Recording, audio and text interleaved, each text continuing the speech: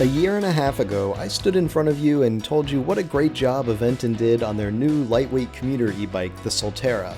Well, here we are again because Aventon has just updated the bike into the Soltera.2, and this time there are a bunch of key upgrades that make this affordable commuter e-bike better than ever.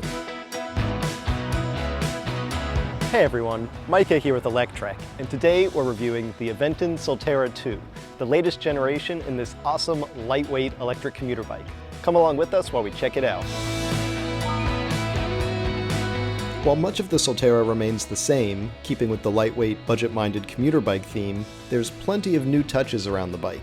The most important is likely the new torque sensor, to give the bike its best pedal assist experience yet. Sure, there's still a throttle on the handlebars, and you can shoot off from rest if you'd like to lay into it, but there's more to the story now with that new torque sensor. The new hardware means you get a much more comfortable pedaling experience, since the sensor actually reads how hard you're pedaling instead of just how fast you're pedaling. That means if you pedal lightly, you get a little power, and if you pedal harder, you get more power. It sounds simple, but it's actually hard to do it right on an e-bike, and most companies use cadence sensors that just rocket you up to whatever the pre-programmed speed is for each level. But thanks to that new torque sensor, Aventon actually does it right with really comfortable pedal assist. Of course, you're not going to get crazy amounts of power from that rear 350 watt motor, but it's still peppy enough to provide good assist or even carry you along on throttle only. Keep in mind that this is meant to be a fairly lightweight commuter e-bike. At 46 pounds or 21 kilos, the power and range are acceptable but modest.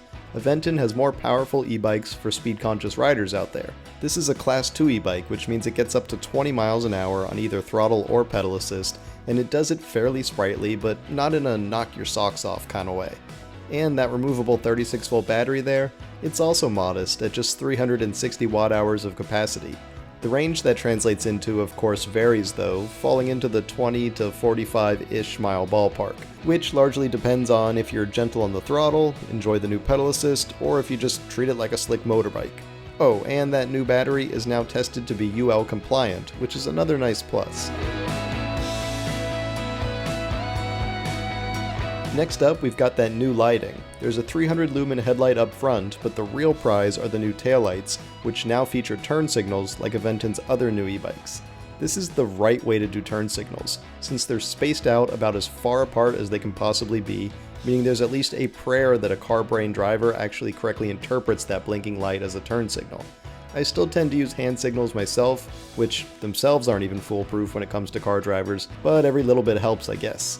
There are also new tires on the bike, which are a slightly wider 700C by 38. Those wider tires are not going to suddenly turn this into an off-road e-bike, but they do make it a tad bit nicer to ride if you ever do need to take a shortcut across a less than optimal path.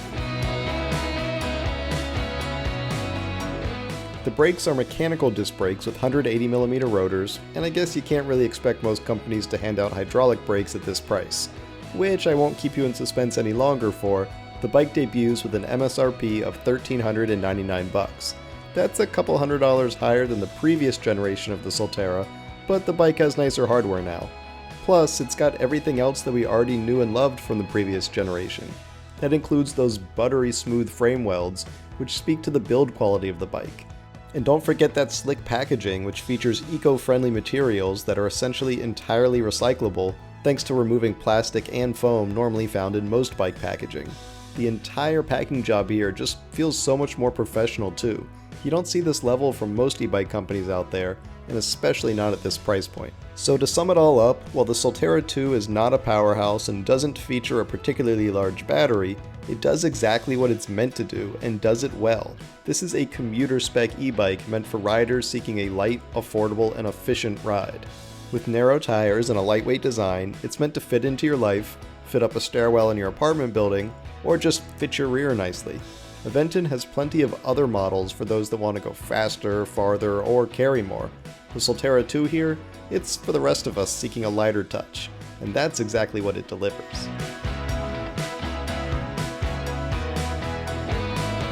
Thanks for watching everyone. We hope you enjoyed that review of the Aventon Soltera.2.